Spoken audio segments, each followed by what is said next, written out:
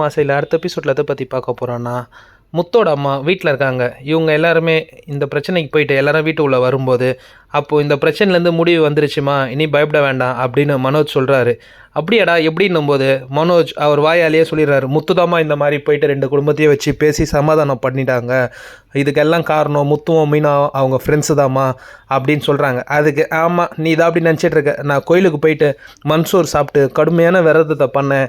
அதனால தான் இது கடவுளோட அருள் தான், என் ஃப்ரெண்டு சொன்னதுனால நான் அதை பண்ணதுனால அதனால தான் இந்த பிரச்சனையிலேருந்து என்னை காப்பாற்றிருக்காங்க அப்படின்றாங்க. ஆனாலும் முத்து தான் இது பிரச்சனையை பண்ணாருன்னு அவங்களுக்கு தெரிஞ்சோம் விட்டு கொடுக்காம முத்துவை தாழ்த்தியே அவங்க அம்மா பேசுகிறாங்க. முத்துவும் மீனாவும் சரி பரவாயில்ல விடுங்க, அவங்கள பற்றி தான் நமக்கு தெரியுமே, என்ன தான் கீழே விழுந்தாலும் மீசையில் மண் ஓட்டாத மாதிரி தான் பேசுவாங்கன்னு சொல்லி முத்து சரி ஓகே நீ போய் கிறிஷ் சாப்பிடாம பசியில் இருப்பான் அப்படின்னு சொல்கிறாங்க.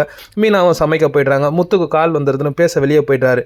அந்த டைம் கிறிஷை தனியாக ரூமுக்குள்ளே கூப்பிட்டு போயிட்டு அவங்கக்கிட்ட பேசிட்டு விளையாடி அட்டடிக்கிறாரு. உனக்கு பசிக்குதில் அம்மா பீஸா வாங்கின்னு வரட்டுமா சொல்லி ஸ்விக்கியில் ஆர்டர் பண்ணி பீஸாவை வாங்கிட்டு வந்து தனியாக கிறிஷுக்கு சாப்பிட கொடுத்துட்ருக்காங்க. அந்த டைமில் மீனா சமைச்சு முடிச்சுட்டு கிறிஷை தேடிக்கிட்டு இருக்காங்க. எங்கேயும் தேடி கிடைக்கல.